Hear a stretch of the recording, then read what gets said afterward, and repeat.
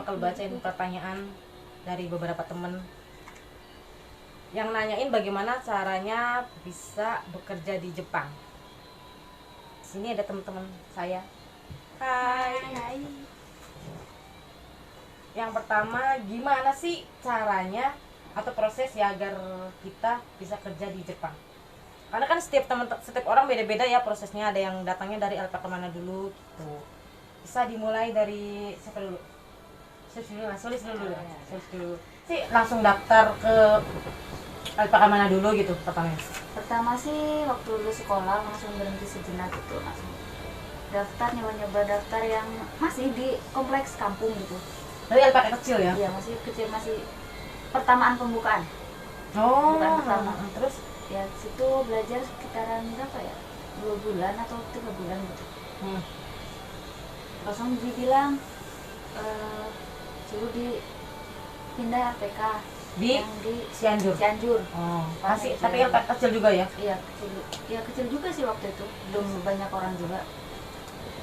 Kan di situ katanya udah SO, di situ juga belajar berapa bulan gitu. Langsung ada Job yang ada di Sumedang ya? Ada job iya, yang kan ini kan tadinya yang cuma perhotelan. berapa bulan gitu. Langsung ada kabar katanya ada job di perhotelan. Itu padahal belum tahu apa ya, masih belajar istilahnya beberapa Dasar gitu ya, masih dasar belajar banget. dasar bahasa Jepang gitu. Terus Langsung ikut. dibilang coba ikut aja. Ya alhamdulillah mungkin tuh rezeki atau gimana. Nyobalah ke RPK Bandung itu yang di Bandung. Di situ daftar gini-gini, belajar sama teman-teman juga. Langsung pas Itu pas daftar langsung ikut mensetsu apa bagaimana? pas daftar belajar dulu. Belajar dulu di Mirainya ya? Di Mirainya berapa Oh. minggu itu langsung. Nah ada langsung dapat mensetsu dari orang Jepang langsung gitu. Oke. Jadi waktu mendapatkan job itu kan kamu datang ke RPK Yayasan Mirai ya yang ada di Sumedang. Terus ikut mensetsu di situ ya, wawancara. Biasanya itu yang biasanya diwawancarain itu apa aja? Tes fisik ya biasanya. Tes fisik iya, seperti lari, Terus sit up. Kalau cewek kan push up aja, ada juga tapi kan beda sama laki-laki. Terus apalagi ya, tes fisik, terus rongsen apa gitu. matematika, Matematika terus bahasa Jepang juga, kemampuan bahasa Jepang. Terus ini ronsen kayak ronsen dahak, urin ya. Terus apa lagi? pendengaran Ya. terus Tahu budek atau enggaknya? bolak enggaknya gitu ya. Terus yang pastinya tes bahasa Jepang ya? Iya. Kayak tes Meskipun bahasa dasar Jepang. tetap ada. Harus ada ya. Terus yang paling penting yang paling utama dari proses wawancara itu ya wawancara langsung sama orang Jepangnya ya. Iya. Nah, itu poin penting. Deg-degan banget. Biasanya itu ya sebisa mungkin kita harus mempersiapkan jawaban yang beda dari yang lain, biasanya kan gitu ya, yang nggak sama gitu. Tapi kadang juga kadang katanya tuh orang Jepang tuh dari pertama kali lihat kita ya, kadang mereka tuh kalau sekali udah tertarik melihat gitu, kadang biarpun jawabannya agak kurang menarik, tapi kalau secara pertama lihat udah seneng nih sama anak ini, itu kayaknya kemungkinan besar bisa kepilih juga kali ya. Mungkin dari keberuntungan juga. Ya, keberuntungan juga sih, benar-benar keberuntungan juga kan. Selain kita juga udah usaha ya, ada ininya ya, beruntung juga. Nah, terus selama proses pendidikan itu ya, dari kamu nih mensetsu seleksi terus sampai penerbangan itu berapa lama? Berapa lamanya sih lama ya? Dari 2017 sampai 2000, setahun, hampir 2 tahun. Hampir 2 tahun itu perjalanan. Lama guys. Lama. Berarti Jepang nggak gampang guys. berarti apa namanya ya? Kurang lebih 2 tahun ya? Iya, kurang lebih 2 tahun. Ini 2 tahun dari proses awal daftar bahasa Jepang sampai dapat job sampai penerbangan. Iya. Ya, kurang lebih 2 tahun. Kalau di akumulasikan nih, biasanya kamu daftar pertama sampai penerbangan itu kira-kira biayanya berapa? Nggak usah sebutin biaya, aja. Kan per LPK beda ya? Ya, itu beda-beda ya, pindah-pindah gitu. oh. Kurang lebih ya 90 ke atas. 90 kata kan ya, itu udah ya karena kan 2 tahun ya, 2 tahun proses lama juga kita makan ini, kadang kan cewek juga ada pengen belanjanya, ada ini ada itunya gitu ya, kurang lebih seperti itu ya, gitu nominalnya. Oke, nih Widya dulu, gimana Widya waktu Kayaknya banyak pengalaman. bagaimana sih proses agar kita bisa ke Jepang dari pertama nih? Sebenarnya nih aku sama Widya ini kita satu yayasan ya, kita satu kota satu daerah dan satu seperjuangan juga, jadi ya nanti ceritanya dari dia. Awalnya sih ke Jepang nggak tahu, tiba-tiba Pikiran pengen gitu ya? dari dulunya nggak ada kepikiran ke Jepang. Terus? Cuma pas itu kan ya kerja di Indonesia udah 2 tahun, cuma nggak ada hasilnya sama sekali. Iya benar. Terus tiba-tiba pengen ke luar negeri, pengen ngebantu ekonomi orang tua lah ya. Benar. Terus pas itu ya keberangkatnya sih kemana aja, cuma pas itu ditawarin ke Jepang. Ya pertamanya uang dari mana ke Jepang kan Iya. mahal. Iya. Ya orang tua tahu sendiri, ya cari uang ya buat makan ya, buat Iya. hidup sehari-hari. Tiba-tiba pas itu orang tua ngizinin, ya udah ntar diusahain. Pas itu kan nyoba-nyoba, pas itu aku juga masih kerja. Masih kerja di Indonesia, masih kerja Iya, ya? masih kerja di Indonesia. Pas itu nyoba dulu aja. Pas itu nyoba dulu. Ya pertamanya, ih kok kayak gini, bisa enggak, bahasanya susah. Cuma gara-gara banyak teman jadi kayak senang, kayak punya keluarga baru, punya apa ya, kayak suasana baru gitu. Pengalaman juga baru. Terus pas itu ya nyoba, tapi aku masih kerja pas itu. Kayak kalau pagi misalkan aku lagi shift siang, aku bisa masuk LPK. Belajarnya sore? Enggak, Oh pagi? pagi. Oh, iya. Jam 8 sampai jam 11. Jam 11 aku pulang. Itu dapat apa ilmunya? Enggak dapat apa-apa. Jam 11 aku pulang kerja. Kayak gitu terus tiap hari. Kalau aku siap pagi enggak berangkat ke LPK. Cuma lama-kelamaan kayak mikir, ya ini tujuannya kan ke Jepang. Masa aku masih terikat kerja di Indonesia ya? Padahal kan ya tujuan utamanya kan ke luar negeri. Pas itu pihak LPK ngomong, pengen lanjut apa pengen berhenti. Iya, jadi kamu harus milih salah satu nih antara meneruskan belajar bahasa Jepang sama mempertahankan pekerjaan kamu yang udah ada di Indonesia. Gitu. Pas itu galau kalau aku berhenti, ya Allah ya kan, dia dapat duit dari mana ya? Kan selama ini jajan apa? Ya pengennya kan nggak minta sama orang tua. Terus pas itu ya udahlah keluar. Pas itu kan aku juga sempat ikut tes dulu di Japan. Di Japan, cuma nggak lolos. Terus pas itu, pas aku berhenti dari kontak kerja Indonesia, ikut tes di LPK swasta dan harus dikarantina 2 minggu dulu. Yang bareng sama aku nggak? Iya. Oh yang itu. Ya pokoknya kita ikut seleksi di Sumedang ya. 2 minggu aku sama dia nih di karantina 2 minggu.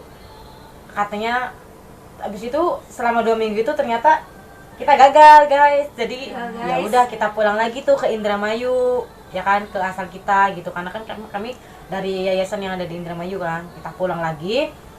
Kita belajar lagi tuh beberapa hari, terus kita disarankan untuk ikut satu program juga, itu program besar katanya ya. Iya. Kita ya udahlah kayak gimana ini ya, udah ikut nih, udah pasti nanti langsung bisa terbang cepet gitu kan, karena kan pada saat itu ya gimana sih ya nggak tergiur gitu kan kalau misalkan diiming-imingi dengan ayo cepet nih bisa langsung terbang gitu kan. Ya udah akhirnya kita ngikut aja. Ada banyak juga sih pada saat itu pesertanya ya, Bukan dari wilayah ya kita bukan aja. cuma dari wilayah Luar Jawa Barat Jawa. aja, di luar Jawa Barat pun banyak banget gitu kan, ratusan pokoknya mah. Itu kurang lebih itu berapa lama ya, 1 tahun ada nggak sih? Dari bulan April 2017 ya. Iya, Juni April. Pokoknya dari pertengahan 2017 sampai akhir 2000 akhir tahun ya 2017. akhir tahun 2017 mau ke awal 2018 ya. Itu nggak ada perkembangan sama sekali di program itu. Akhirnya ya udah kita memutuskan untuk keluarlah dari program itu. Dan kita udah perjalanan sejauh itu mau nggak mau harus memulainya dari nol lagi. Gimana nggak stresnya pada saat itu kita ya, aku sama dia nih. Habis itu udah gimana itu, pokoknya pikirannya udah kacau aja karena buang-buang waktu dong. Udah berapa lama gitu kan, berapa bulan kita proses program itu, taunya nggak ada hasil. Terus suatu hari itu dapat kabar lagi nih dari yayasan yang ada di Sumedang. Oh iya, ikut job yang di Mikeng.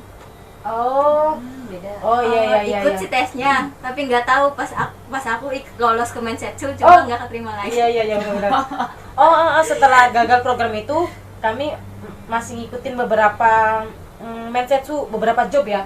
Ada 2 apa 3 lah gitu. Ada yang ya lolos gitu, cuman nggak sampai yang kayak tahap finalnya gitu. Paling cuma lolos di tahap tesnya gitu, tes awal-awal doang. Pas di akhirnya nggak lolos gitu. Ya udah, mau gimana lagi, namanya belum rezeki kan. Kita mulai lagi, terus kalau ada job baru dikabarin lagi gitu kan, mau enggak gitu job ini. Akhirnya ada kabar tentang job ya ini, job perhotelan ini. Itu kami ngikut seleksinya di Sumedang. Ya di Sumedang, tepatnya di apa ya, di salah. Nah, itu job perhotelan ini akhirnya kan di Cikuda. Di Cikuda. Nah, ikut job perhotelan ini dan akhirnya ya alhamdulillah bisa lolos gitu. Cuman selama proses itu ya banyak juga kendalanya ya dia. Iya. Pada saat mulai dari nol lagi sih. Mulai dari nol lagi kan kayak tes gitu kan. Ya kan waktu dulu kan sempat ngeluarin uang kan ya uang pasti keluar, cuma kan uang masih bisa dicari. Tapi kalau udah waktu kan nggak kebuang sia-sia, ngapain bisa aja diulang lagi nggak bisa diulang lagi, yang udah kebuang gitu.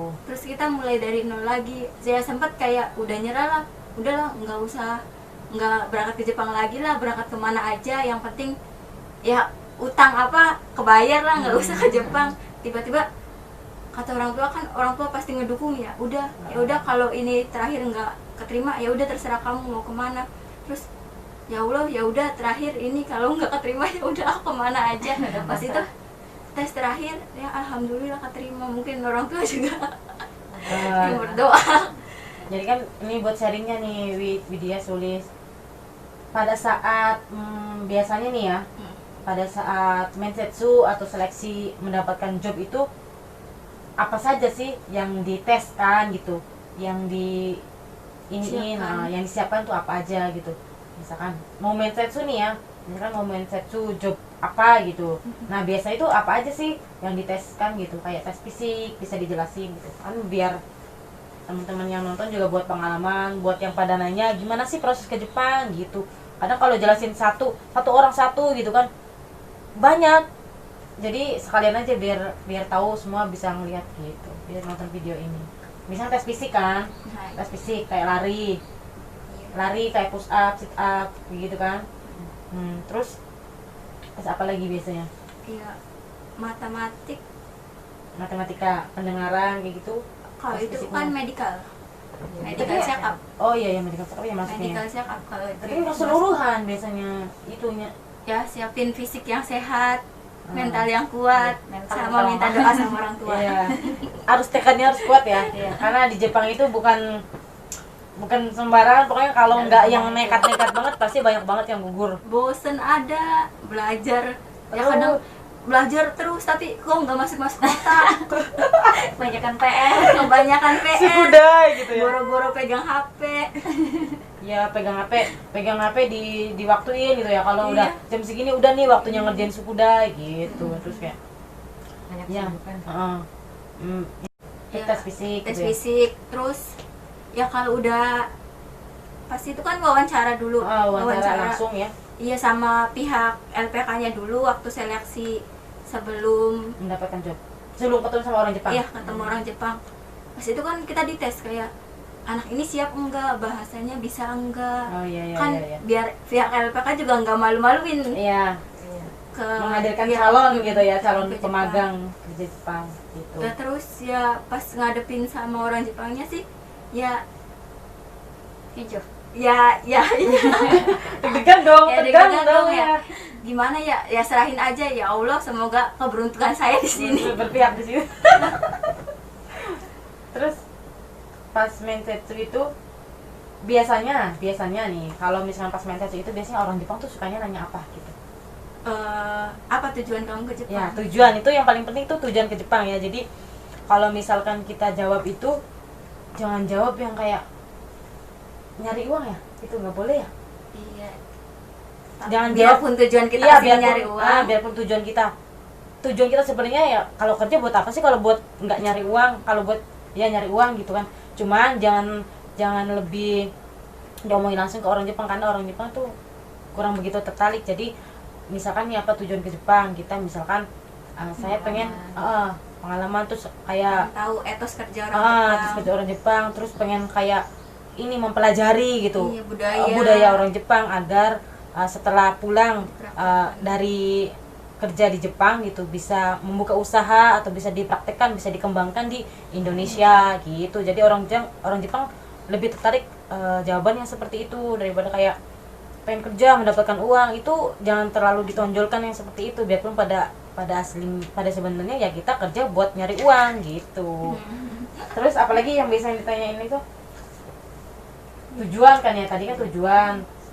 Terus biasanya rencana ya, kayak setelah pulang dari Jepang tuh pengen apa gitu, pengen buka usaha apa gitu. Biasanya itu juga jawabannya kita harus menarik harus mungkin. menarik gitu. Sesuai jobnya harus nyangkut sama jobnya biar orang Jepangnya percaya. Jadi kita tesnya job apa gitu, terus jawabannya juga jangan yang terlalu melenceng jauh sama job yang kita kita ikuti itu gitu. Kalau misalkan jobnya kan kita kan kayak perhotelan gini, terus ditanya tujuannya kalau udah pulang tuh mau apa gitu. Tulis pengen bikin kos-kosan. Iya, yang kayak gitu ya, kayak pengen buka usaha gitu, kos-kosan gitu bisa katanya gitu. Ya beda-beda sih, tergantung ininya juga ya, tergantung dari job yang kita ikuti gitu. Minimal jangan terlalu melenceng jauh sama jobnya gitu. Masa jobnya perhotelan pengennya bikin bengkel gitu kan, itu kan harusnya kan otomotif gitu maksudnya. Nah terus apa lagi ya, nah kalau misalkan udah tes nih ya, udah tes mensetsu nih sama orang Jepang, itu langsung diumumin apa enggak biasanya yang lulus atau enggaknya? Ada yang langsung diumumin, ada yang kayak nanti mungkin orang Jepangnya mau milih-milih dulu, ada kayaknya lewat online ya, internet. Kalau yang keterima diumumin, dikabarin, kalau yang enggak ya udah enggak ada kabar berita. Tapi yang kalian ini kemarin langsung diumumin ya. Iya. Jadi kita udah selesai nih semua peserta mensetsu sama orang Jepang itu, terus kita tunggu di luar ya. Di luar itu ya lumayan lama juga sih, berapa jam gitu nunggunya. Habis itu langsung diumumin, disebutin ya enggak sih nomor urut ya, nomor urut kita wawancara gitu. Terus sama nama juga nggak sih? Enggak ya, cuma nomor urut doang gitu. Jadi yang disebutin katanya dia gitu, kata saconya ya, yang disebutin ini tolong memisahkan diri ke gedung itu gitu. Belum dikasih tahu sih pada saat itu lulus enggaknya, cuman suruh memisahkan diri aja gitu. Katanya Disebutin mau lah ada gitu. mensetsu ulang yang di ini. Yang katanya orang Jepang masih penasaran Iya, gitu. Jadi yang disebutin nomornya itu akan ada mensetsu ulang. Itu dari kemarin pesertanya banyak ya, kurang 70 lebih itu, terus ya kita yang diambil cuma 21. Ya salah satunya kita nih disebutin kan, akhirnya kita memisahkan diri ke gedung gitu kan. Dukung teman seperjuangan banyak yang nggak sejalan juga gitu, nggak dapat coba yang bareng. Cuman ya gimana lagi, yang namanya kehidupan kan ya gitu, harus ada yang menang, harus ada yang kalah ya nggak. Nah terus abis mensetsu biasanya kan udah selesai terpilih kan Ya. terpilih, ada medikal nggak? Jadi medikalnya itu di awal apa di akhir? Ya itu tergantung kebijakan Kebijakan. LPK-nya kan. ada yang sebelum mensetsu kita medical dulu, ada yang sesudah mensetsu baru di medical. Tapi kalau kemarin kita harus sebelum mensetsu ya? Iya. Sebelum mensetsu sama mau keberangkatan? Iya. Iya, mau keberangkatan, jadi 2 kali.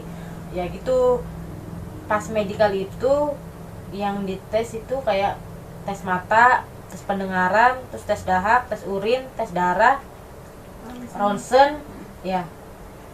Nah terus kalau matamin bisa nggak sih gitu kan, buat kerja Jepang sebenarnya matamin tuh masih bisa, yang penting nggak yang terlalu minnya besar, yang penting jangan kayak buta warna sama buta warna buta huruf itu Udah nggak bisa baca. iya ya itu sulit deh. Kalau yang matamin itu kalau minnya masih kecil